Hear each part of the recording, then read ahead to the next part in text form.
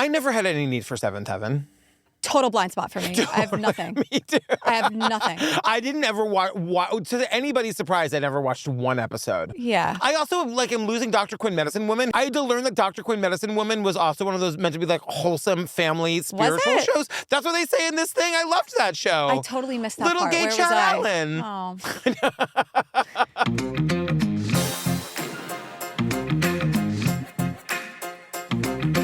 Hi, Julian Benzavalli. Hello, Patrick Hines. Tell them what's going on over on Patreon. Oh my God, we our 15-hour Karen read episodes. The Body in the Snow thing. Oh that's my God. 5 episodes, 5 million. Five episodes, but 49 million hours. It's unbelievable. They're going to be very long episodes. Really and reminder, we're covering that documentary, not the trial in real time, Okay, everybody. but also maybe a little of that. I'm doing my best. I'm the one watching it. Don't you tell me what to do. I am too, though. I'm catching up on it. You're watching Canton Confidential. Yeah, which on is like Peacock. holy majoli. I don't know if that's good or bad. I don't know what people think I about know. that. Whatever it is, it's wrong. We also did Fox Hollow Murders. We just finished that. Yeah. We're doing Hey Beautiful. We're doing Lady of the Dunes. What else did we do recently? I mean, we've done everything. Everything. Every cult thing you ever wanted us to do. Oh, God. People want more cult stuff. Say no more. I know. Kidding?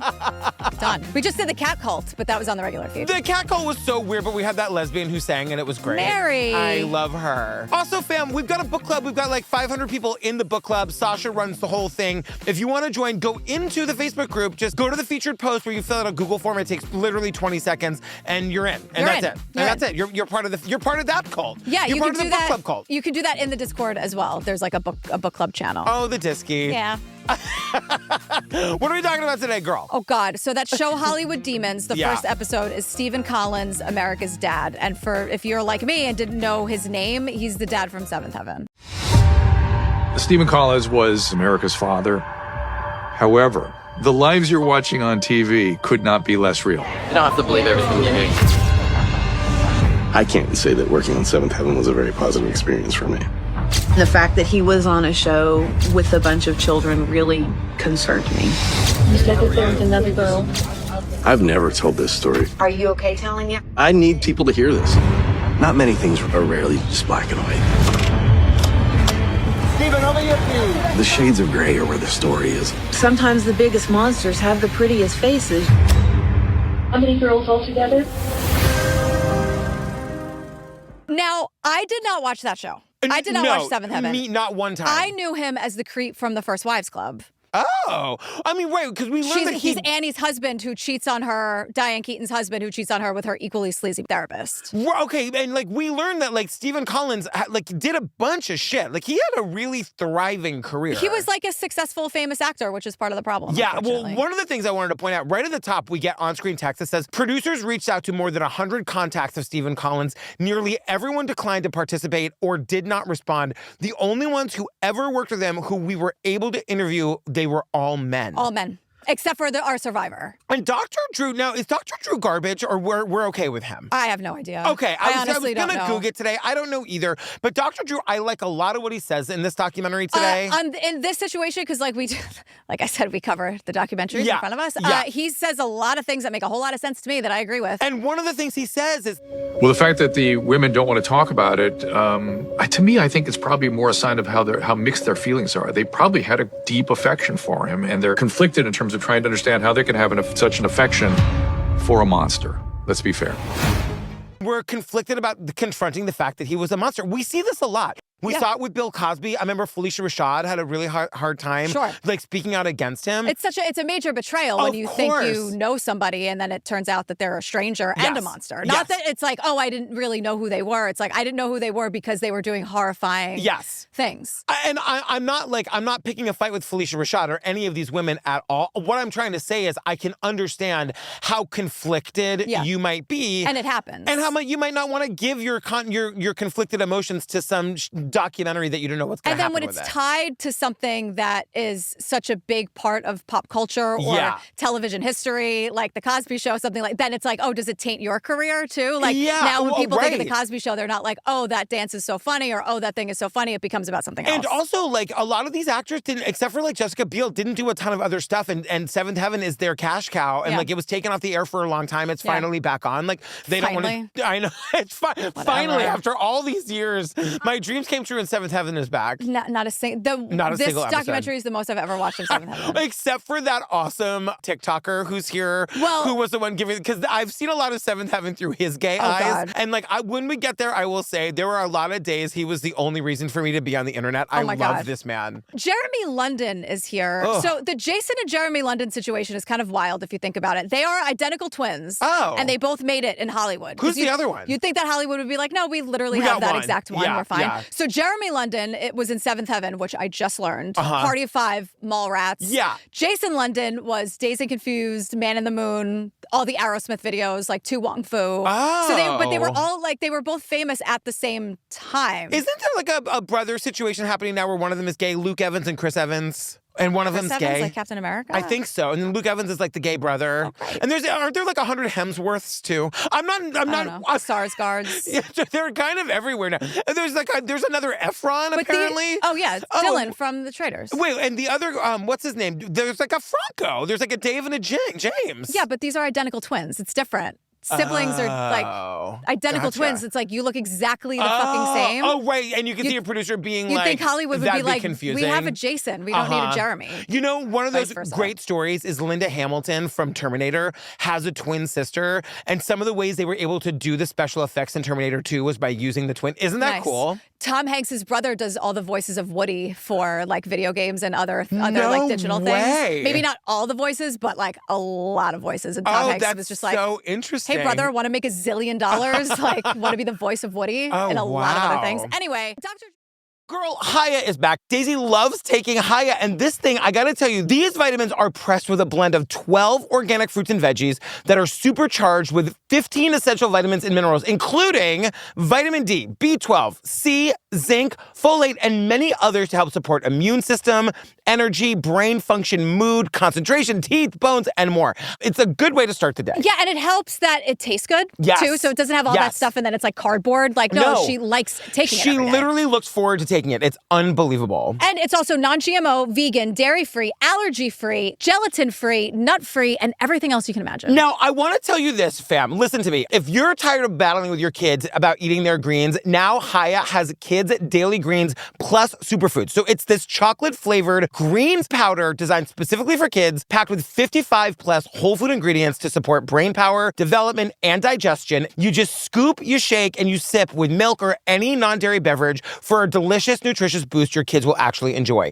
And once again, is how we're still able to trick our kids into eating the good things. Right. So the same multivitamin that more than 1 million kids and parents love are now available with Disney's The Lion King. Yes. With a new Lion King unboxing experience, including Lion King bottle and Lion King stickers. And fam, we've worked out a special deal with Haya for their best-selling children's vitamins. So receive 50% off your first order. To claim this deal, you must go to hayahealth.com/TCO. This deal is not available on their regular website. Go to HIYAHEALTH.com/TCO and get your kids the full body nourishment they need to grow into healthy adults. And stop The Lion King like 20 minutes before it ends, right? Oh, I mean, it's a little too sad. I can't talk about it.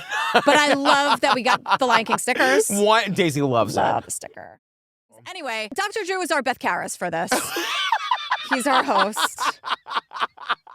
That is so perfectly said. Kyle Searles is here. He played Mac on Seventh Heaven. Like, that's what I'm saying. I barely wrote some of these names. I'm like, a lot of this just felt like such filler to me. Well, because he's saying like... It just showed me what I wanted to be when it came to being a professional actor and how you treat people and how you present yourself, too. That's why it was even more of a shock to hear, what ended up happening. I don't know if this whole episode was meant to be really shady towards the men. But it was. It was. Because, like, all of these guys are like, he was amazing. You don't understand how amazing he was. Well, you weren't a target, Kyle, so of course you had a great experience with him. And also, I'm sure it was smart of him to be on his best behavior on the set of Seventh Heaven. I'm sure. Yes. I'm not talking about anyone's experiences, but like, if there are no stories from the set of Seventh Heaven, which math says like probably that's wrong, right? But like, he probably wouldn't want to do that on set of Seventh Heaven. My anyway. thing about these men and what makes me so crazy about them is that all of them want to talk about how amazing he was, and then all of them willfully ignored the allegations when they came out. We're going to hear them say, I've heard that something happened, but we don't know what happened. It's like, bitch, no, these it guys was are assholes. recorded. He said it himself. He told Katie Couric what he did. Yeah. They didn't pay any attention to it, and they sat down for the interview to say what an awesome guy this guy was. Yeah, like this guy Tom Green, not that Tom Green. Who's also problematic. He is, right? Yeah. Right, didn't you see that coming from a mile away? Totally. This guy has one E at the end of his name. I hate him too. But this guy's trying to say that Stephen Collins stole the show in a little movie called All the President's Men, starring Robert Redford and Dustin Hoffman. Girl, shut up. I know. Like, and I know. my thing is like, this is also tedious because it just made me think like, he can't just be a mediocre guy who did awful things. We have to build him up to this fucking icon first. Like, right. Okay, like the guy had a successful career. You look at his IMDb stacked. Yeah, fine. great. He was a working actor, recognizable, whatever. But like, but if he didn't have this scandal, I would not in a million years have known who he was. I would have known him as that creep from the First Wives Club. Totally. And that is all. Right? Yeah. But like, he stole the show and All the President's Men? They literally like, Robert Redford and Dustin Hoffman were looking at him. Like, to this day, I know. Dustin Hoffman is talking to James Lipton inside the actor's studio being like, it was that moment. What are we talking about? I'm taking the merch off. It's now hot in here. I told you. I know. Because I gotta tell you, like, I'm really not interested in this guy's fucking resume, and they don't even mention the First Wives Club. No, you're absolutely right about that. I'm sure Goldie Hawn and Bette Midler and Diane Keaton were like over thank our fucking God. fucking dead body. I know. Well, we learned that he was on a show called Tales of the Gold Monkey, like in the 80s. They call it a cheap Raiders of the Lost Ark. The important thing about this is that this is where he meets his wife, Faye Grant. Yeah, he was 35, she was 25, and they tell the story that I'm like, what? Yeah. Where they had to hug on set and he like wouldn't let go of her. And he kind of started shaking a little. And cut. Finally, they released each other. And that was the moment. And Steve told me, after that hug, I realized I'm going to marry that girl. Storm was like, I'm going to marry that woman. Right. And whatever.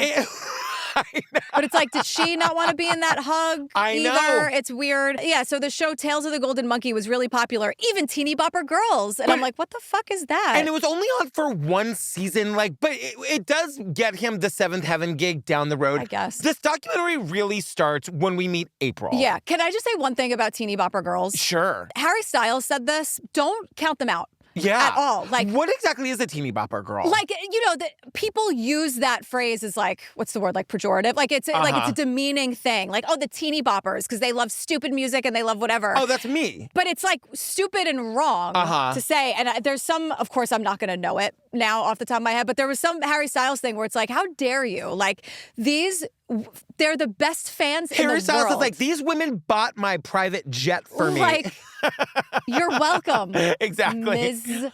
Styles.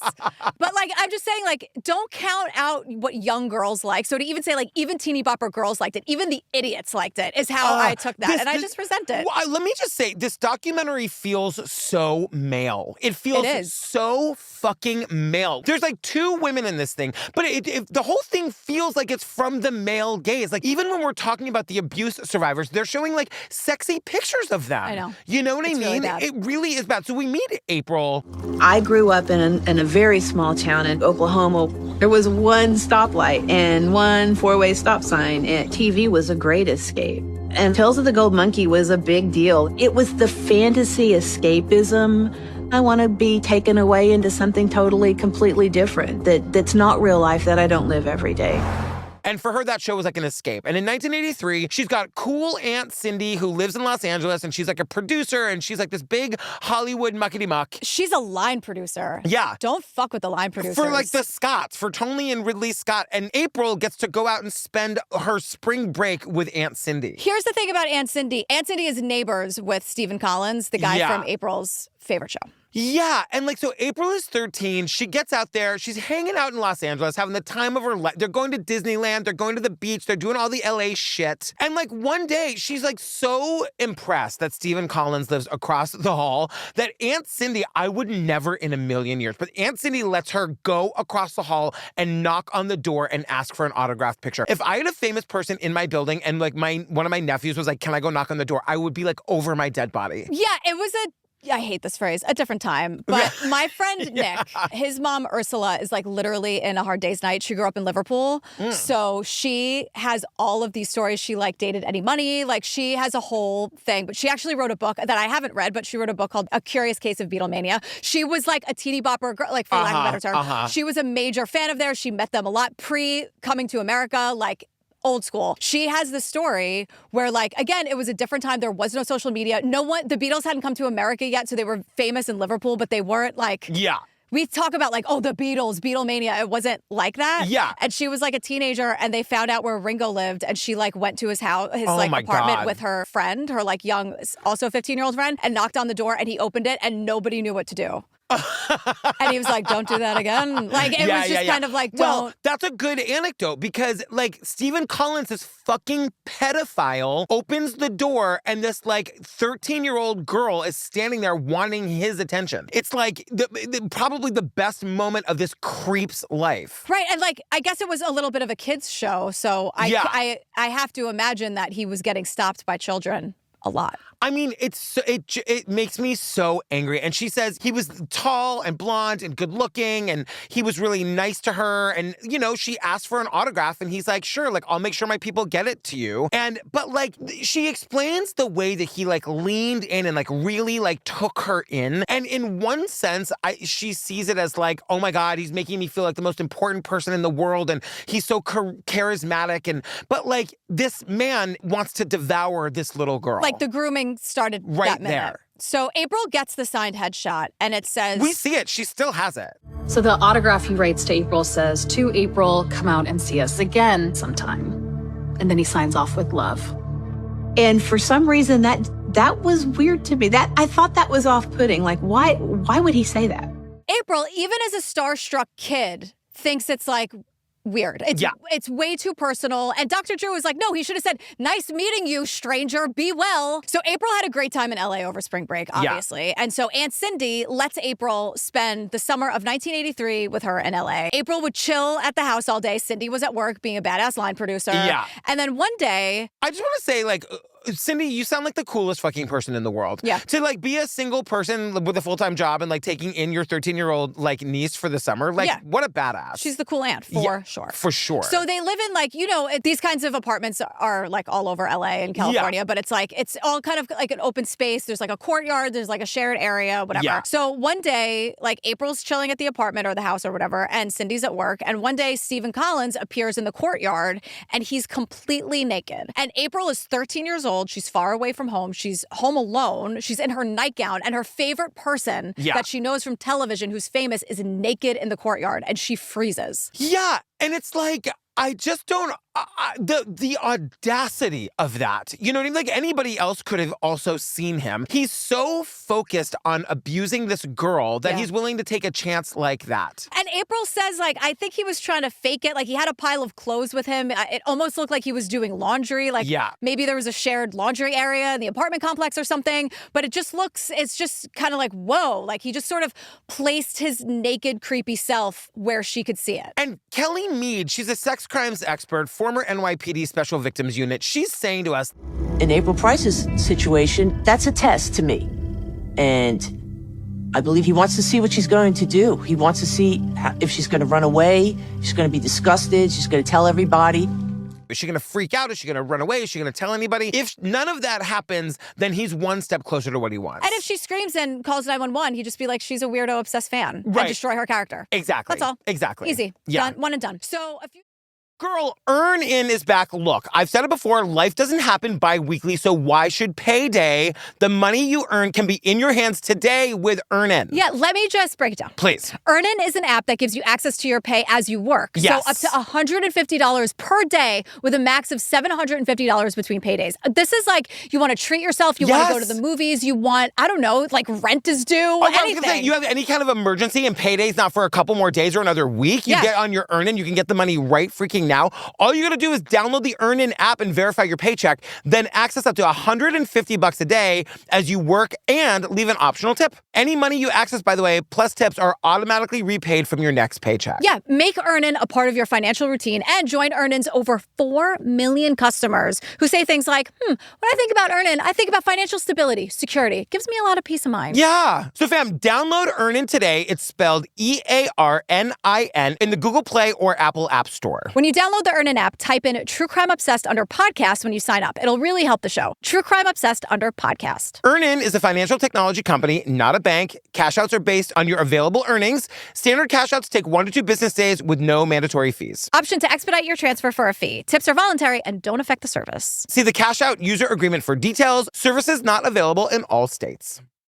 One and done. So a few days later, April wants to play her Atari and she needs help hooking it up. She's outside and she sees Stephen Collins and asks him for help looking it up. Because remember, like, April just knows, like, oh, that's an adult and he's naked and I know him. And like, she feels uncomfortable, but she doesn't know. Why would she? She's 13. She doesn't know what he's doing. Or that she, like, you know, it's reinforced was over and over and over again that, like, she has no reason to think, like, he's got a girlfriend. She knows that. She's a kid. He's an adult. Like, and this was back before parents were really talking to their kids about, like, hey, if this ever happens, run for your life and come and tell an adult. Like, she thinks she has to keep this secret. Yeah. You know? Oh my God. I remember those conversations. Me too. As a kid. But so much of it was because of the 80s, things like this. And like, you know, Webster would do a very special, like, child abuse episode. Oh my God. So she asked him for help to play her cool game that probably cool Aunt Cindy gave her because her mom back at home probably doesn't want April playing video games. But video games are great, Mom. Yeah. Back off, Mom.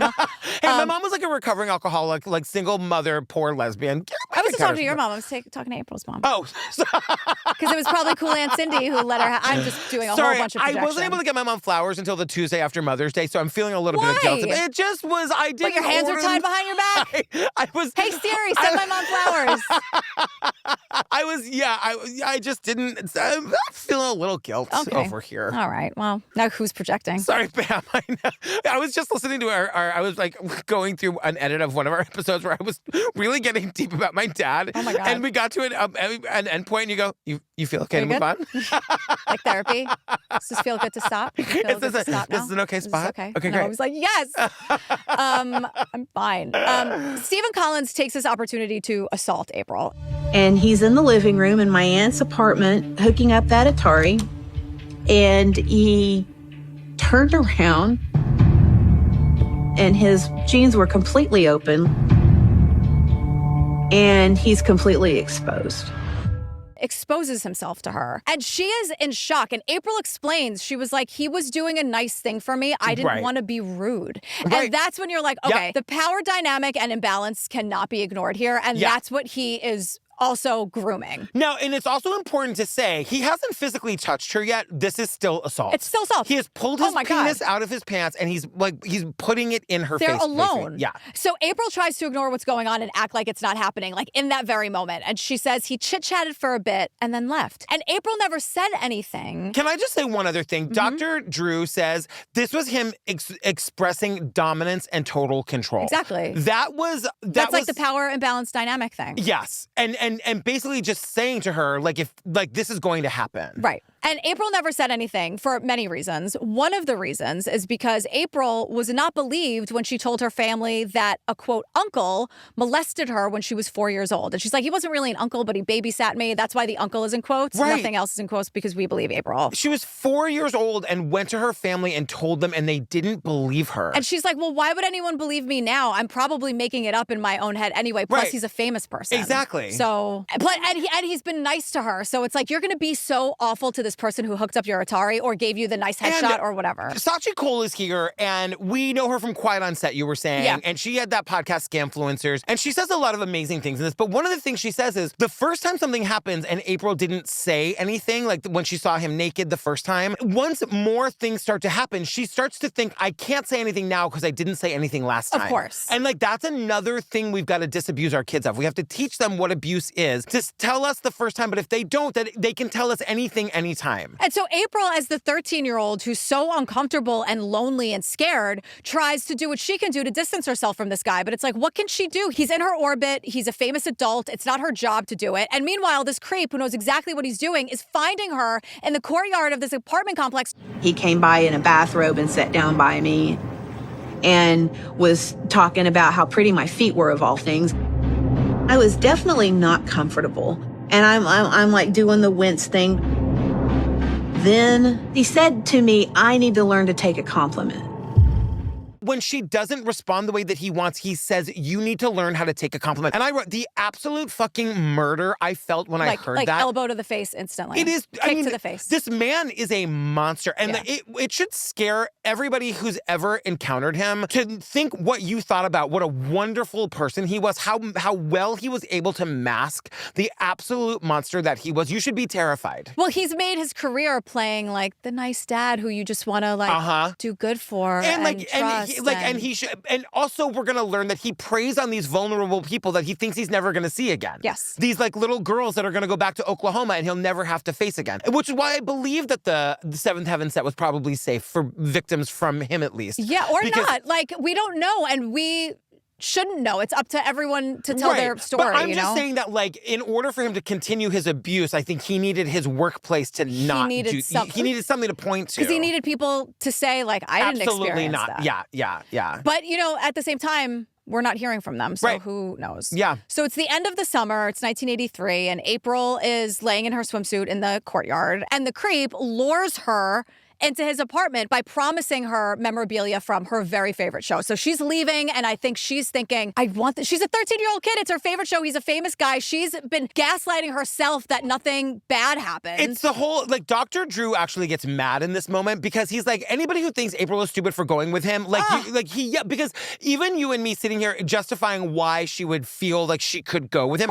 And even her in this documentary justifying why she feels like she has to explain to us why she went with him. It's like, girl, you went with him because you were a kid. Right. You went with him because you were a kid. None of this is your fault. Because he choreographed it that way. Exactly. And, like, it's just weird that, like, all of his interactions are just the two of them. Yes. Like, he's watching her so much that he knows when Aunt Cindy's at work. Now, once again, the creep is the only creep here. 13 is too young to be leaving a kid alone in a strange city by themselves 5 days a week. It's too much. I guess she thought, I don't know if it was 5 days a week. I'm not blaming Aunt Cindy, but I'm just saying that, like, if we can learn lessons from this, we should know that that's too much. I guess. April is now in this creep's apartment in her bathing suit. Yeah. And she's looking, and he does have cool stuff from the show, right? Like her favorite show. This is the guy from her favorite show. Yes. She's 13 years old. And while he's like, oh, look over there. Like, here's my corner of all these things from your favorite show. So the memorabilia from the show and some pictures and stuff setting up on the top of this credenza. And I'm standing there and I'm looking at it. And he goes, do you mind if I go get more comfortable? So I'm looking at this stuff, and he comes walking back from the bedroom completely nude.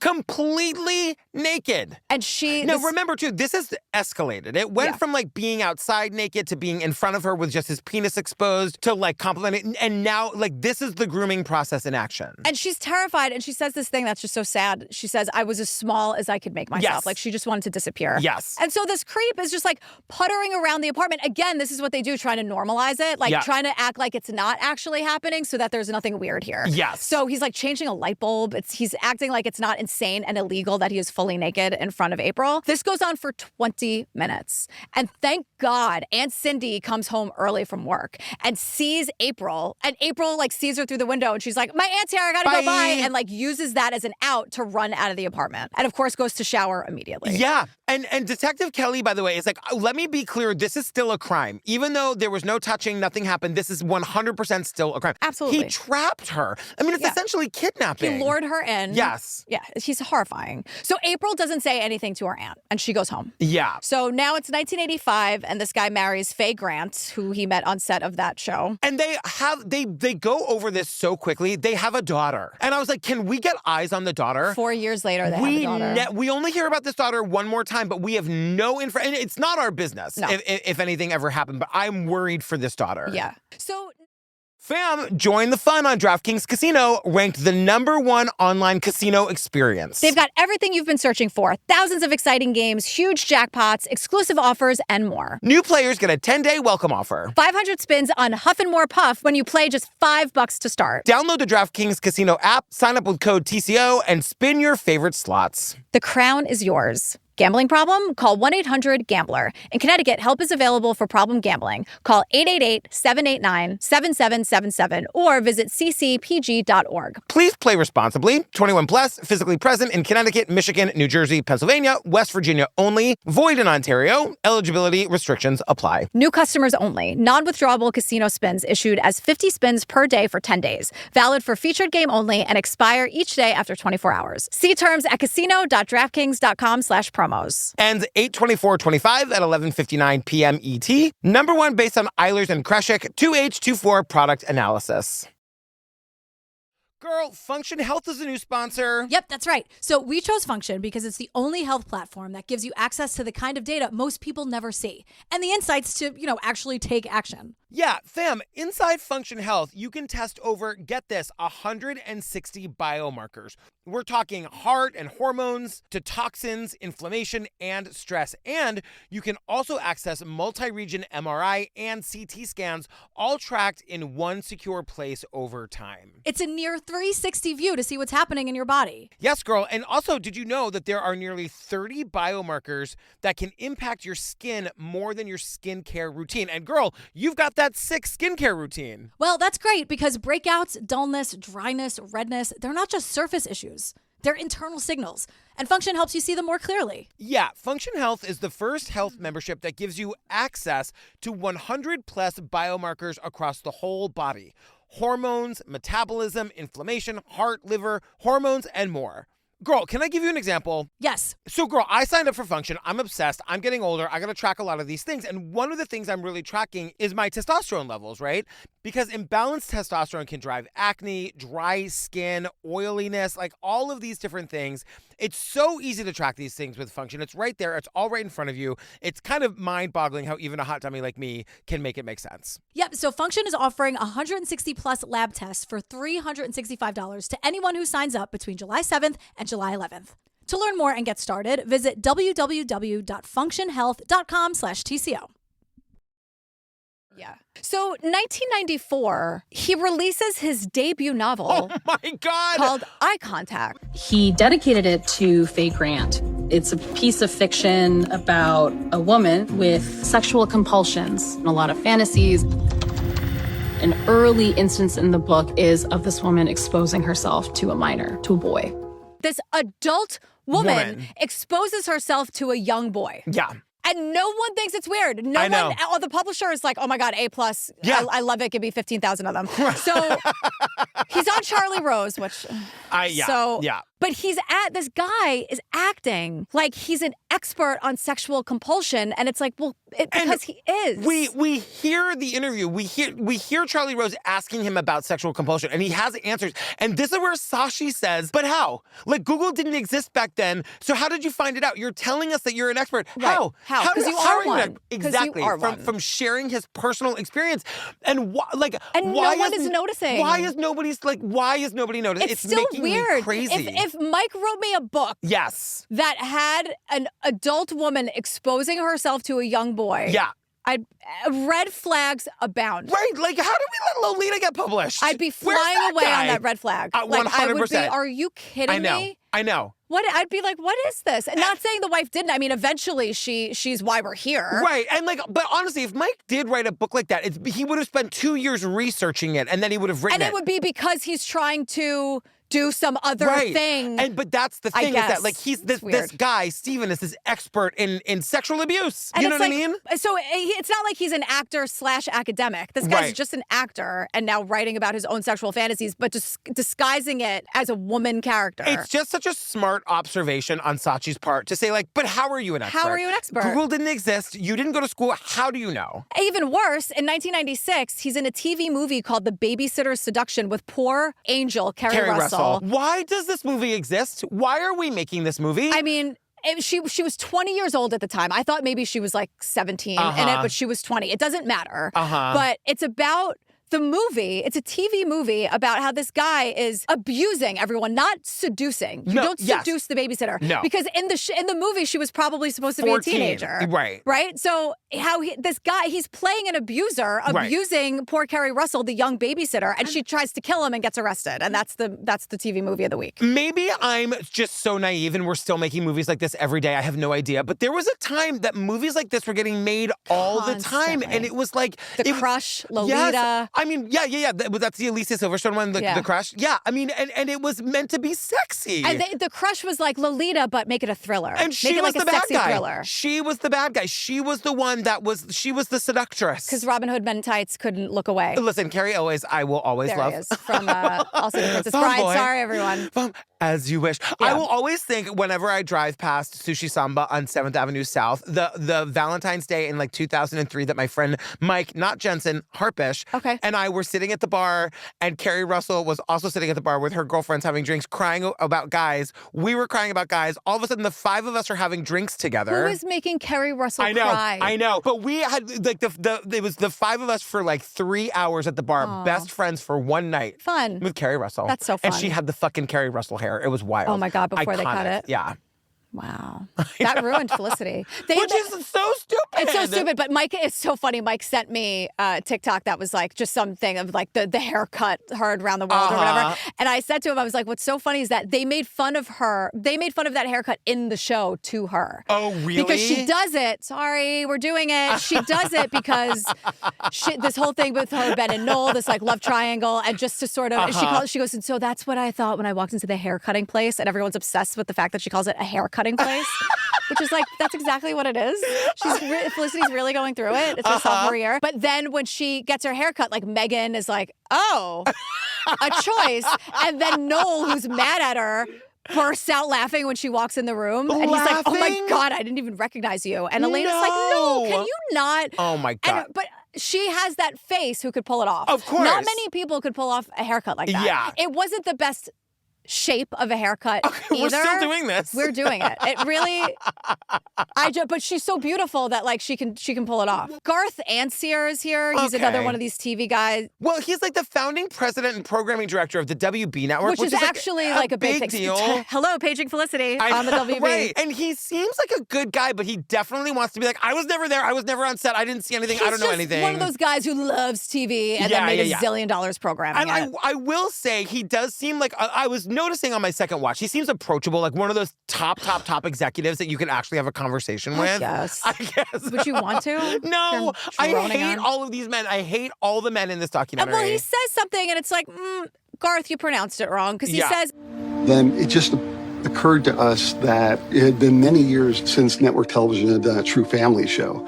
And what kept crossing my mind is, where is our Eight Is Enough? Because that was a show I grew up watching, and it's a big family. So we wanted to create that ethic. Years since network television did a true family show. And I'm like, they mean Christian. It's 100%. And now Bible thumpers do not equal a family. Right. Charmed is a family. Buffy is a family. Yeah. Everyone at Kelvin Hall and Felicity is a family. That's the thing, right? Family is family. But no, when they say true family show, that is a dog whistle. That is code for being Christian. Yeah, and he's saying, like, where's our Eight Is Enough? I barely know what the hell that is. But this is where they're like, we're going to make the Eight Is Enough for the 90s. And the network head decides that they're going to make the dad a pastor. So he minister. Can, right. That, I guess is the same thing. Who knows? But they're meaning that he'll be like the father of the family and the community. Oh, it's a whole new way to look at the family. Like, shut up. And who do they call up to make this wholesome Christian family show? Aaron Spelling. And like Aaron Spelling, like fresh off of 90210. Like, great. Let him make a million shows. And he also did like Charlie's Angels and The Love Boat. His IMDb is a mile long. It's ridiculous. I was on it today. It's like, the point is, it's a big deal to have him on board. We know him as like Tori Spelling's dad, not grandfather, dad. Definitely dad, yes. Yeah. And like also Candy Spelling's husband, not grandfather somehow. That's right. But like we know from like the salacious 90210. Why does Candy hate Tori so much that she barely ever let her into that billion-room mansion? I don't know. If you were in our drag bingo for May, I did a whole Mother May I I Sleep with Danger prize pack, and everybody got a Tori Spelling either book or DVD set. And every title is some play on the word Tori, but all the letters are like, so if it's like story time, like the S is small. I mean, it's a little bit like the precursor to Thank You, Amy. You know what I mean? God. If you think about it. All right, I'm going to tell another Queen story. When I was growing up, I remember my mom went to get her nails done at a place called Nail Tech. Okay. And that sounds very... This is what we do here. Yeah, which is like, okay, it was a nail salon, but it was It's called like nail painting place. But they had like Nail Tech like on like a sandwich board, I guess, but it was like long and narrow. And it just, in every way they could, they had Tina. Like, and so Nail Tech, it would be the N in Nail Tech would be Tina across. So it was like nail Who's down. Tina? Nail Tech. I don't know. Like, it was just like some, what do we call, manicurist. Yeah. I was going to call her a nail artist. That works would have too. worked. Yeah. But no one, it was just like Tina, this like Korean woman who was like bringing her business to this place. But so it was like Nail Tech down vertically. Oh my God. And then any way they could make Tina in any of the letters of Nail Tech. Obsessed. And they just had it, was like, all right, we're going to Tina. We are doing anything we can to talk about women in this documentary. It's Anything we possibly can. That's not very hard on this podcast, though. No, but like in we this do that episode, we just need it extra in this episode. So Seventh Heaven is going to be a thing. They cast the kids first. Then they cast the creep because he was on that Monkey Tail show that everyone loved. Then that guy, Rob Anderson, and his lower third is Seventh Heaven fan and TikTok creator. He is. Okay, I love this. I'm so glad we're finally here. I love this guy. I started watching his Seventh Heaven TikToks like whenever he started making them. So he's a creator who recaps things from your childhood and tells you how ridiculous it is. He's the one who told us about, well, not like we needed to know, but the Never Been Kissed recap. He does like Berenstein Bears, and he does a lot of Seventh Heaven. The Seventh Heaven ones are, and like we get a lot of his great zingers in this episode. They're so. He showed up to work today. He's this like funny, awesome gay guy. What if he's not? What if he's like straight? What if he's like my wife begs to differ? I don't know. That would be really. I don't know. Hey, Sharon. Hey. But like, I love him so much, and he's here, and he's the best. So he talks about the absolute absurdity of Seventh Heaven, like the fear-mongering and the over-the-top storylines and just how like ridiculous it was. Yeah, but he also loved it. I loved Seventh Heaven growing up. I felt like I was part of the family. I really wanted to be. This is when I would imagine Rob Anderson in here, like squeezed in maybe before like Simon. He's doing it because he loved it. He's doing it to be like, I loved the shit out of the show, and here's what was happening. And he's like talking about all the different characters. He's like, the dad was like Reverend Cannon, head of the family. Catherine Hicks plays the mom. He's like, loves her kids, but was always overworked. Always overworked. What's that? The Reba, like, single mom who works 2 jobs. Yeah. And the funny thing about the only moment I know of her in the show is when she says to the dad, I need you to know, I've smoked pot. Oh, right. I've seen that. It's the only line of hers and it's I like, know. To be continued. Yeah. It's like the only 2-part episode. And then it's like, should we kill her? Right. Kids, I'm divorcing your mother. Right. But I'm getting full custody and she's going to prison. Right, forever. But like, I will also say, every clip that you see of her, she's frantically running into her room, like throwing her shoulder bag over her, trying to get all the kids into the car. Okay. Just like frantically overworked. I love that he tells this story about one of the episodes. Because like all of the lessons apparently happen to the younger son and all of the lessons are ridiculous. He's like, for example, he flips off his friends at school and we see him do it and we see the mom see it from the car and he goes, they act like it was a murder. It was a murder. Barry Watson played the oldest kid. Great. Jessica Biel. Where is that guy? We haven't heard a word from him. No. Jessica Biel. It was like the hot girl. Yes. She was like, they say she didn't know how pretty she was. Beverly Mitchell. Can I just say one thing about Jessica Biel? Mm-hmm. I know that I don't know if she's problematic or not. All I know is that she wrote a book for kids and parents to talk about their periods. They're getting their first period. Fantastic. We read it with Daisy. It is such an approachable book and such an interesting and like good way to start that conversation. Yeah. High rereadability factor. Yeah, you're high rereadability. Yeah. We love it. So if you're looking for a good book to talk to your kids about their first period, I strongly recommend. Oh, wow. Yeah. Okay, great. Beverly Mitchell played the girl next door, and one producer is literally like, well, she wasn't as tall as her sister, but she's nice enough, I guess. She wasn't as tall. You know who as she Jessica reminded me of? Biel. She reminded me of Christine Lakin from, like that kind of like tomboy character. Like they're both like everyone's very attractive. Like we don't have literally. I stopped writing the characters down. I was like, I don't care about this anymore. I just don't care about this. TikTok Rob is like, oh, Ruthie was a real bitch. She was a real brat, and I'm like, TikTok I was like, Rob, I don't think boys are allowed to say that word anymore. I'm sorry, I just don't think we are. Not even the gay ones. Also, Happy the dog. Oh. Which I, of course, had to Google. Great. Tell me everything. Happy the dog was a regular character appearing in all 243 episodes of the show. Uh-huh. Their name was actually Happy. They were a rescue dog from California. They auditioned for the role and got it. And Happy, poor little Happy, she died October 2010. Oh, may she rest. May she rest. She went across the Rainbow Bridge. She did. But TikTok Rob is saying that the thing about Seventh Heaven is that every episode was on a very special episode. You know, like in The Golden Girls where Rose gets AIDS, and it's like a very special episode. It's just exhausting. He goes, they were dealing with everything. Drugs, racism, gangs, kids in the hallway huffing paint. That made you feel good about your own life because you weren't addicted to drugs and you weren't huffing paint in the hallway and your neighbor's not a gang member. And your neighbor wasn't a gang member. And I was like, this is or gay. Well, that's what I was just going to say. Like, there were certain subjects that were off limits. I need TikTok Rob to tell me how they handled the gay stuff. Like, the whole point is like, look how amazing this family is. They have dinner together. They're functional. They're so white and privileged and judgmental. Be like them. Exactly. Like, that's the whole point, right? So... Girl, Home Chef is back. Look, it is summertime. It is time to switch up what you're having for dinner. We've got all these summer recipes on the Home Chef. We are freaking out. We are totally obsessed. Do you love it? I love it so much. Home Chef delivers fresh ingredients and chef-designed recipes conveniently to your doorstep to simplify your cooking experience. It makes things so easy. I used to hate cooking. Now I kind of look forward to it because I can do it with Home Chef. You know what it is for me? It's the deciding. Oh, yes. It's the standing in the kitchen going, wait a second. What are we going to do? So users of leading meal kits have rated Home Chef #1 in quality, convenience, value, taste, and recipe ease. Yes. Let me tell you about the recipe ease, which is my favorite part. Me too. So whether you prefer classic meal kits with pre-portioned ingredients, quick 30-minute recipes, oven-ready options, microwave meals, or a dedicated family menu, Home Chef has everything you and your family need for hassle-free, delicious dinners, and they have 30 options a week. Well, that's the thing. We can't always decide because they're all so good. And we add meals sometimes. Oh, of course, you have to. I know. Because it's like 3. I know, 4 or 5. I know. And like, no matter what your dietary need is, they have that. They're gluten-free, so you can search for that. It's perfect. It's also super economical. We used to order out all the time or like go to a restaurant. This is so much more convenient. Home Chef customers are saving an average of $86 per month on groceries. Yeah, because you usually have to get like a full farm of cilantro instead of just a little bit you need. Oh, cilantro. Oh, my God. Whatever. Your herb of choice.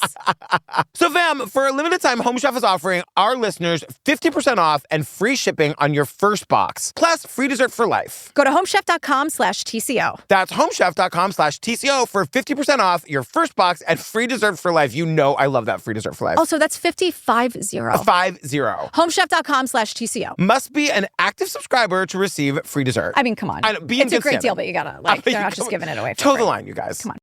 Right? So back with April, who was groomed by the creep, and she's now, because now Seventh Heaven is a thing, and so she's watching 90s. it, and she's concerned that he's like this father figure to these 3 young girls on the set. Yeah, who were 14, 13, and 7 in real life. And like, I God love April for paying attention and like, and knowing to worry about these kids. How kids. is she not thinking about this? Of course she's taking it with her throughout her whole life. This is the mid-90s. Her abuse happened in 1983, and no matter how much she says, I wasn't gonna carry it with me. Like, you carry it with you. Yeah, of course. So the fact that Seventh Heaven is a thing prompts April to tell Aunt Cindy what happened. Yeah. Aunt Cindy is appropriately horrified, but April decides to stay silent because she's like, I'd never be believed anyway, and I'm really just not in the mood to have my own life ruined. And we should say that April by now has moved to LA and is working in the business. Like Aunt, Nepo baby, like Aunt Cindy probably helped her get a gig. She's working really fucking hard and she's making a name for herself in LA. And now Stephen Collins is like a really powerful guy on a super popular show. Yeah. If she comes out against him, it'd be her word against his. And like she firmly believes because of her experience that no one's gonna believe her. Yeah. And her Aunt Cindy is kind of like, that's probably a good choice. Well, especially because this Garth person is here to defend Stephen Collins, saying bullshit about how every role an actor plays is really just a version of themselves and Steve is an inherently good guy. I know. And then tells some, it's like, oh, even the actors who've played Hitler? Like, what are you talking about? Exactly. And then he tells some story, some stupid story. So Steve was here one time, and my nephew, who was then pretty young, was kind of doing crazy things out of sight because he's mischievous. And Stephen came to me and said, I need to talk to you about something. And he just, like, was the father figure saying, you know, your nephew's doing some things I think you should know about. Garth's nephew was being annoying, and Stephen Collins narked on the kid to Garth, and that somehow proves he was an amazing guy deep down inside. First of all, kids running around at a party is so annoying. I know. Second, every role an actor plays is just part of themselves. Like, it's just a ridiculous generalization, and I'm sure it happens, but it's just a very stupid thing to say in order to defend a monster. And let me also say, there's another toxic thing that is happening. We see clips of it over and over and over again. Everybody in this cast is referring to the cast as a family, and that is really fucking dangerous because then you feel like you can't tell on your dad. Then you feel like, you know what I mean? That like, and part of me feels like Stephen Collins was trying to build that sort of unit around him so that if he did ever do anything or anybody did ever say anything, he would have the armor of the cast who is now you don't have to do that. And this translates it into any job. Your coworkers do not have to be your family. You don't have to think about them like that. Go home at 5 o'clock. Yes. And because it can create an environment where things can go down. Yeah, I agree completely. Because at the end of the day, these people are just actors on a set reading lines on a page, and they're just acting. Like, he's doing this whole thing about like, oh, well, I'm like the father figure of the community and the set and the show and like the real world and the fake world. They're just actors. They're just actors. They're just doing bits. And like, it's wonderful. Like, the problem too is that monsters like this ruin it for everybody. Yeah. Because you should also, if you want to go to work and get really involved with your like workmates, like you should be able to do that and not have to work. Like, it just these fucking people ruin it for everybody. And speaking of people like that, we got to talk about Melissa Henson. Melissa Henson, VP of Programs for the Parents Television and Media Council. It's a watchdog group. They're like a Christian overlord organization. Right. She says that television is disgusting filth, and she uses, wait for it, everyone, Friends as an example. It's so, like, look, I want to go on the record and say, it is fine to monitor what your kids watch. It is good for you to, like, but like this whole idea that unless it is a Christian values, white, heterosexual family show, everything else is of the devil. Right. Which is basically what she's saying. TV was becoming increasingly unfriendly to family audiences. And so it was increasingly difficult to find programs that parents would feel comfortable watching with their kids in the room, let alone watch with their children. Ma'am, go get a life. Yeah, get a life. It scares me that people like this have power. You know? Yeah. It scares me that people like her get to decide what is good for my family to watch on TV. And wasn't Friends on at like 9 o'clock? Yeah. Like, apparently there's an episode where Chandler and Joey get free porn and they're afraid to turn off their TV so that in case they lose it. Yeah. Is like, it such a bad conversation for you to have a conversation with your 16-year-old son about porn? Also, that's like exactly when you should be talking to him about it. I'm assuming, I don't know that episode, I'm assuming it makes those two guys look like fucking idiots. Right. Like loser, like it's supposed to be. But like, even if it doesn't, this is the whole thing. Like, we live in a world where lots of different people want lots of different things, and everybody has to be able to everybody has to, within reason and within the law, have to have access to the things that they want. And Melissa, I'm sorry, you don't get to decide for everybody. Like, Melissa loved Seventh Heaven, and she's like, the father and man of respect. Right. He wasn't a clown. And I'm like, wow, Melissa, you sound super fun. Right, because she points to the Al Bundy one. What was it? Oh, Married with Children. He doesn't look good, Melissa. It's not like anybody is celebrating him. Nobody is celebrating Archie Bunker. Nobody is saying, like, these are the kinds of men we want our boys to turn into, you idiot. And must everything be morally perfect? Right. That's boring. Exactly. Like, even now, like, oh, I can't watch Succession. Everyone's so evil. Right. That's the point, friend. Like, it would be boring. Your 16-year-old probably shouldn't be watching Succession. But if you catch him watching an episode, why don't you sit down and have a conversation with your kid about what they saw? And that's fine, but kids aside, even people now, this like moral superiority that everyone has, like, oh my God, my favorite reference is this like listicle bullshit I saw where it was like 11 reasons why Beetlejuice is problematic. And I'm like, shut up. He's a demon. Oh my Gina God. Davis spends 90 minutes telling us what a demon he is. That's like, he tried to like marry Lydia, and that's like super problematic. It's literally Daisy's favorite movie. He's a demon. She's 11, Melissa. Am I going to hell? I watched that movie 1,000 times. Me too. I saw it in the movie theater when I was in 3rd grade. The Beetlejuice is bad. Yeah. We know that. Exactly. That's the point. The point is that we're all trying to stop Beetlejuice. Right. That's it. Right. And it's funny, and Catherine O'Hara's in it. And everyone needs to shut up. And maybe, what's her name, Melissa? Maybe, like, why don't you have a moment of self-reflection and say, I held up this show. She never says this. I held up this show as the pinnacle of family values. This is what every family should be watching. And the guy at the helm of it was a fucking predator and monster. We don't Take get that. some responsibility for that, Melissa. Right, because, again, what just an opportunity for her to say, hey, not everybody who is appearing as this, like, God-loving, God-fearing family man is actually who they are. That's the point. There's a real opportunity for Melissa to have a real conversation here about, like, the show was great, the man was bad, and we can and should have that conversation. Yeah. She never says it. She just wants to, like, spew her bullshit, and I'm not buying it. Yeah. So by the second season, Seventh Heaven was insanely popular. Is there an I get it button? I know.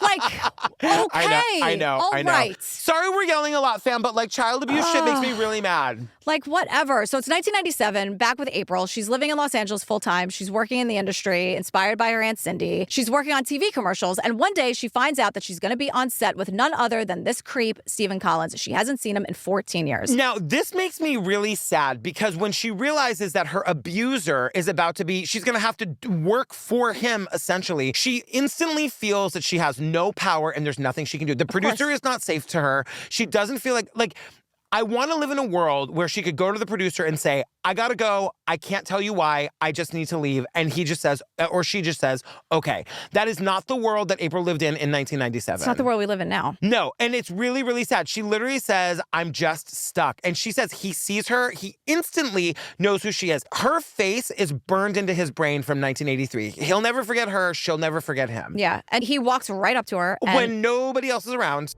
He waited till nobody else was at the table, and he came up to me and he said, I want you to know what I did was extremely wrong. I feel terrible about it. Please forgive me. Please forgive me. But the thing that makes me insane about that is that he doesn't understand that what he did is unforgivable. He doesn't understand that there is no forgiveness for that. The only thing that you can do, Stephen Collins, is lock yourself away in treatment for the rest of your life. That's the best you can hope for. This was damage control. Well, he did it of course. to make sure that she didn't say anything. But it's also...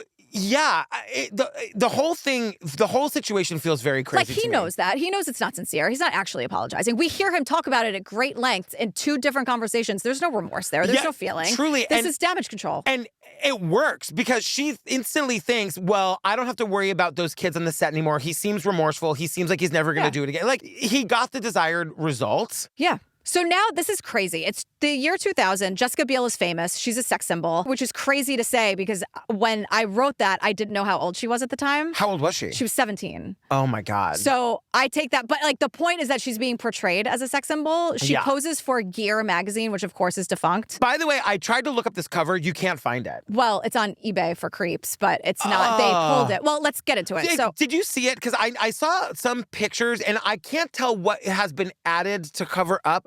Was she actually topless? She's topless, and her arm is covering her chest, and the whole thing is like this fallen angel, right? It's like the good girl on the good show, and now she's like hot and sexy and naked on this. But not. She's not actually exposing anything.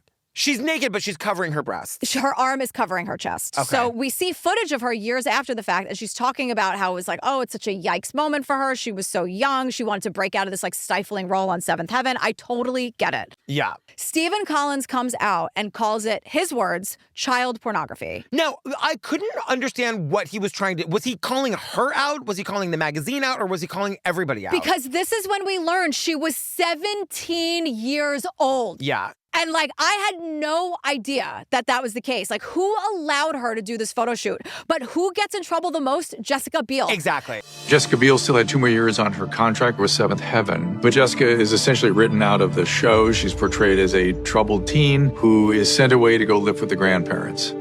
Jessica Biel, she was becoming such a big star on the show, she wanted to do other stuff. To this day, Garth, the head of programming at the WB, is like, no. She was so famous and wanted to do other things. We were letting her out to go do it. Absolutely not. And Stephen It's Collins, such a lie. we'll talk about this in a minute. there's other shit he could have talked and spoken publicly about, like denouncing, I don't know, Jeremy London, and he doesn't. Right. He wanted to vilify Jessica Biel. Probably because she was more famous than him on the show at this point. But it's also just misogyny. Like, she should not be in like, she made a choice to break out of this stifling role. Yeah. Whatever. Like, it's not someone else, some other fucking adult. How many adult men were like, fuck yeah, publish it? Of course. And she gets fired. It's just fucking enraging. Yeah. The show continues on season 6. Ashley Simpson was on it for 2 whole seasons. Jeremy London arrives by season 7. And like, this is basically what's happening is that, like, the cast is coming and going, and they're bringing in, like, the parents remain and some of the siblings remain, but they're bringing in, like, new young blood. And everyone's like, oh my God, Stephen Collins is so great. He drove a Prius when he could afford a Bentley. Right. Oh my God, you guys are falling for the smoke and mirrors bullshit. And once again, they're all here just to say, like, he was so amazing on set. He would, like, stop and talk to the background actors, and nobody ever did that, you know? Yeah. And Dr. Drew also says, like, this actually worries me. He goes out of his way to bring people into his sphere, and that actually speaks of sociopathy. I don't know him, but I worry. And I mean, that's grooming too. Well, what I was going to say was that, like, introducing yourself to background actors is saying, it's like seeing April in the living room. I'm the man with all the power. This is my set. I'm the star. I'm choosing to give you attention. It's less nice than it is controlling. Like, from his point of view, but I think introducing yourself to the background actors should be standard. But that's what I'm saying is that, like, everybody should do that, but he ruins it for everybody else. And, like, I think what I'm saying and what Dr. Drew is saying is that knowing what we know now, we're seeing what he's trying to do here. He's trying to build up this armor around him so no one can impugn his character. Right. He's building himself. And by the way, it worked because these men now in 2025 sat down for this interview knowing that he did all this shit and are still here to talk about how amazing he was. And actively putting their heads in the sand about it, which we'll get to. So in 2004, Jeremy London gets fired from Seventh Heaven, and we get the story about how he was arrested on domestic violence charges. But says it was all a lie. Hollywood abandoned me and chose to believe lies about me. I think one of the strangest things about the business is the world is watching, always, and it wants to eat you. And it wants you to fail. Hollywood chose to believe lies about him and like, oh my God. Well, it's weird because in 2010, this is 2004, in 2010, he claimed he was kidnapped and forced to do drugs for 12 hours. And then he would also be arrested for domestic violence again in 2012 and 2018. So he says he was kidnapped and like, he's living out my 7th grade nightmare? In 2010. Oh my God. So, whatever. The point is, Jeremy London gets fired from Seventh Heaven for domestic violence, which you would think, like, on paper is like everything Seventh Heaven stands against, right? Yes, yeah. Seventh Heaven was going to end, and then everyone threw a fit, and so they gave it another season. People fucking loved this show. I love your TV recaps. This is great. That's it. People were, like, crying. The Melissas of the world were writing letter writing campaigns to say, like, we can't have all this filth. Like, whatever. I know, and, like, it ends on top. Like, it's final... After the 11th season, it ends with 9 million viewers. But, like, at the end of the day, like, Stephen Collins, post Seventh Heaven, goes on to continue his, like, amazing career. They're talking about how he was played a dad on The Office and on a show called Revolution. That's a J.J. Abrams show. Yeah. So here we go. In 2014, October 7th, 2014, TMZ puts out a recording of Stephen in a therapy session with his wife. From 2 years earlier in 2012. And it was recorded without his knowledge or permission. And basically, it's his wife, Faye, the woman that he married in the 80s from that Monkey TV show that he did. They're still married. In this recording, Stephen recounts his experience with a young girl he allegedly abused before April. In 1973, this child was 10 years old. Stephen was 25. He was living in New York at the time. And this girl was before April. This wasn't even April. This was in 1973. Yes. He was 25 and she was 10. And, like, we're not going to talk about it or play the audio because it is so disgusting, but he is explaining what he did with this 10-year-old girl, and it is straight up sexual assault of a 10-year-old. Yeah, and he says this has happened 3 times, quote, over the years. With that one girl. 3 times with that one girl. That's like before we even get to April or anybody else. And so, like, we talk a lot on this podcast about, like, what is to be done if you're someone who's wired this way. Like, there are SVU episodes about it. Like, what if you're a pedophile and you can acknowledge it, obviously you can't be in society. What do we do with you? So at first there was a part of me that was like, wait, what is the context here? Is he trying to get help and it was leaked? Like what is that? Like that was like, I was just curious if that's not where we're going. Yeah. But like at first I thought like, what would that would be very similar to what conversations would be like, right? And then you're like, no, because there's no remorse. There's no desperation. He's annoyed to have to tell the story. There's no like, oh my God, I'll do anything. I can't live like this anymore. Like there's none of that. And even shame. There's no shame of like, I know this is wrong. I couldn't help myself. I know I'm a monster. There's no shame. And I think to me, that is even the scariest part. What happened is that he got caught in some way by his wife. Yes. And he said, yeah, fine, I'll go to therapy to, quote, work on it. And he's in a very like monotone way telling her what he thinks she wants to hear to shut her up or hold himself over. And I guess something else happened in the 2 years and she released this tape. Well, right. And so, Sachi is saying like, I don't know why Faye taped it. Some people think it's because she just was taping her sessions to listen to them later and maybe reflect on them. Other people think that she recorded them because she knew that he had done this and wanted proof of it. There's a third theory that she taped it because she was trying to get a settlement out of him in their divorce, and this was a good way to blackmail him. Or was she like using it because she knew that she could get a better settlement in the divorce? And he has confessed to abusing 3 different girls because he mentions April. Yes. And like the name is bleeped out by the wife, but he mentions her because he describes her as, quote, living with the neighbor across the way. Yeah. And as the tape continues, he mentions the family's babysitter, just like that creepy movie with Kerry Russell. Exactly. And then the recording ends abruptly. So the most important thing here, it's so disgusting, and the way he says it is so disgusting, but he has just confessed to abusing 3 different girls since at least 1973. Here's my question for you. That therapist is a mandatory reporter. And now I don't understand how... I know that we're going to talk about how the statute of limitations on all of these cases are up and they're whatever, but like once a pedophile, always a pedophile. Like this man needs to be stopped. And I sincerely hope that therapist went screaming to the fucking cops at the end of that session. I don't know what happened with that. Obviously, like, I mean, his wife is the one who released it. So. Yeah. But all these men are defending him like, no, that's not the Stephen I knew. Well, because Jeremy London, this was the thing that sent me through the roof. Jeremy London says, I know something happened, but I don't know what happened. You don't know what happened. We weren't there. The thing about it, Jeremy, is there's a recording of him saying what happened. So you willfully ignored that. And the producers are like, well, did you listen to the tape? Right. And he's like, no. And they're like, well, now seems like a great time to press play. Because he also says, you're messing with a man that was like America's dad. I wish he was my dad. I still want him to be my dad. He says that. Why is he here? This is they're scraping the bottom of the barrel. No one will talk about this guy. He's saying that as they press play on the tape for him to listen to what Stephen Collins actually said. And as soon as it's over... I'm a dad. First and foremost. Above everything else. And so my first thoughts always go to the children.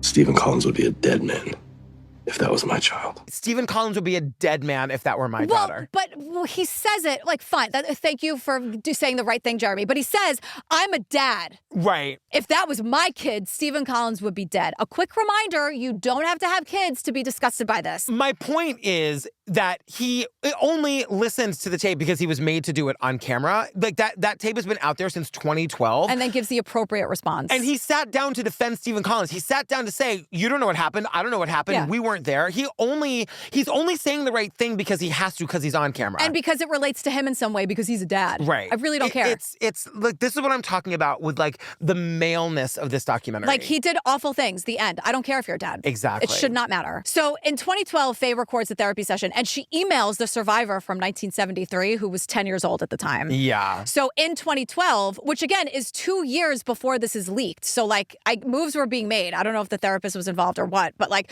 that woman in 2012 files a police report. And we learned that it was so much worse, of course, than what Stephen Collins said happened. Just, it was a lot worse. So the NYPD opens an investigation against this creep, but the major problem is that the statute of limitations is up on the case. It was up in 1986, but she still filed the report in 2012. Because she says, basically, like, once a pedophile, always a pedophile. But it was still going to be investigated because you might find other cases that you can prosecute. Maybe in investigating this case, we'll find others that we can charge. Because they give us like a little graphic. Girl number 1 was in 1973. Girl number 2, which is April, and it was in 1983. And then girl number 3 is 1994. Right. So they're saying there's 10 years in between, but like very likely there are victims in between those 10 year spans. So April calls police and she's like, hi, like he's talking about me on that tape. Yeah. And so the LAPD takes a statement, the NYPD makes a statement, but again, the statute of limitations, so absolutely nothing happens. And they tell it like all of the cases against Stephen Collins just fall apart. They can't do anything about it. We get this on-screen text. Stephen Collins faced no criminal or civil prosecution for his alleged sex crimes against minors. The fact that they have to put alleged sex, when we have April here talking to us about it. When we have him here admitting that he did it. Before he even goes on fucking Katie Couric. Yeah, so in December 2014, this moron sits down with Katie Couric for an episode of 2020 to describe the sexual abuse against the 10-year-old. The amount of hours that he prepped for this, like he should have gone into hiding, but no. The thing is, he's admitting to pedophilia. We'll learn there's actually another word for what he actually is. He's attracted to girls between the ages of 11 and 14, and there's another word for that. But he's like sitting down saying, literally, yeah, I did it. I did it. In the most disgusting words. So he says things like, you know, I'm here to tell my truth. He admits the first victim was 10, but then says, like he tries to, and abusers do this all the time. Yeah. Like we hear this kind of speech a lot, but like, oh, back in 1973, like that was such a long time ago, we shouldn't care about it anymore. Or like, I exposed myself to this young woman. She's not a young woman, she's 10. A child. She's 10. Or he'd say like, I took her hand, I moved it so that she was touching me inappropriately. Yeah. So like he shifts ownership. It's like, no, you did this. Right. Then it becomes we. We realized we did something bad. We sat there in shock. Like they're in it together. Like she's an active participant in this thing that like they both knew was bad, but they just couldn't fight the feeling or whatever. When he fucking abused her, that's assault. It's just mind-blowing to me that this man has such an inflated sense of his importance of who he is that if he sits down and acknowledges it and quote, takes responsibility, that he could then move on from it. Yeah. You know what I mean? Yeah. And Sachi says this thing where like... That's his interpretation. He's saying it's 45 seconds. Let's be fair and say it's 45 seconds. I think you should take some time to count 45 seconds. And you tell me that's not a long time for a 10-year-old to have her hand on your penis. You tell me if that's way too long for a 10-year-old to have her hand on your penis. The answer is it is. I mean, of course. It's all, and because this was pre-Me Too, like, he literally just, like, skates off into the sunset and faces no consequences. Because he says, oh, no, like, he has 3 stories about this, yet he's not attracted to underage girls. Exactly. And I'm like, really? How many innocent people have one story like this? Exactly. You have 3 that we know of? I mean, it's disgusting. And Katie Couric asks, are you a pedophile? And he goes, I do not fit the either clinical or dictionary definition of it. And I'm like, what kind of answer is that? Guess what? I'll tell you, a prepared one. Yeah, and Sachi says, like, a pedophile technically refers to a person attracted to children under the age of about 10. So he's actually a hebephiliac, which is someone attracted to prepubescent. She says girls mostly, ages 11 to 14. In both of those definitions, it says, see, creep. Exactly. It's still, a creep is a creep is a creep. I mean, my God. I can't believe we're splitting hairs over. Know. I'm not throwing shade at Sachi. I know she's saying the right thing, but it's course. like, oh, there are like different names for different, like, like after a while, like a certain age is not what they're into. I was really actually interested to learn that there was another word for like the difference between being attracted to it, like a 2-year-old and an 11-year-old. You know what I mean? Yeah, like, you should still go to hell for it. Yeah. And like in the end, like there's no consequences for him. 0. Dr. Drew says, Stephen Collins now lives with a woman who is 40 years younger than him. She was a super fan. The age difference, given what we know about his history, does certainly raise an eyebrow. Let's hope he can commit to this woman and not perpetrate on others. She was a super fan. Yep. He's in his 70s. She's in her 30s. She's German, and they live in a small town in Iowa. Like, he gets out of this pretty unscathed. Yes. And like none of the women from his show are here to talk about their experiences, and like good for them. Yeah. I wouldn't want to talk about it either. Good, bad, or indifferent. Like, get this away from me. But like all the men are just like, but he was so nice that time. I know. He was so great that he one was time. America's dad, or and like, he was my dad. I mean, what they're literally saying, what they're saying without saying it is like, I don't want that image to be ruined. So let's not talk about it. I'm not going to listen to the tape until I'm 4. I don't want, like, you just don't want to accept it. And like, you gotta. And I'm fucking tired. I can't do it all myself. Jeremy London says, I mean, people believe lies about me. I'm not going to believe lies about him before hearing the tape. You know what I mean? Like, why would you even say that? Why would you even say that? It's just so fucked. It doesn't make any fucking sense. In the end, we get this, on-screen text that says, if you or someone you love has been affected by sexual abuse, help is available 24/7 through the National Sexual Abuse Hotline at 800-656-HOPE, or you can visit hotline.rainn.org. RAINN is a great organization, too. Yeah. Oh, my God, girl. Fuck this guy. I think we screamed a lot. We did. I'm out of water. I need more water. Fam, don't forget, check us out over on Patreon. At the $5 level, you get over 450 full bonus episodes to download and binge the second you sign up. You get Drag Bingo. There's all kinds of other levels to get even more if that's what you want. Yeah. We've got a book club with hundreds and hundreds of people in it. If you want to join, just go into the Facebook group, go to the featured post, and just fill out the Google form, and that's it. Yeah, the books are so good, and you're voting on them. You guys are all deciding what you want to read, so it's like for you, by you. It's amazing. It's a great way to like find a little bit of community within the community. Yeah. What are we doing next, girl? Manhunt, The Liar, the Thief, the Con Man. This is on Apple TV and Amazon Prime. Lots of requests from our UK listeners. This is a UK story. Oh, love. Which weirdly comes to New York City. We'll get into it. We're back and forth. We're jumping across the pond. Back and forth across the pond. Yeah, the woman, it's a crazy story. All right, great. Stay tuned for the trailer for that, and that's all. Yeah, we love you. Stay safe out there. Please. And if you see Stephen Collins, tell him we said fuck you. Give him a nice little drop kick in the face. YouTube a tutorial how to drop kick. And then drop kick him. All right, great. And then punch a Nazi. Okay, bye. And then also stay safe. Okay, love you, bye.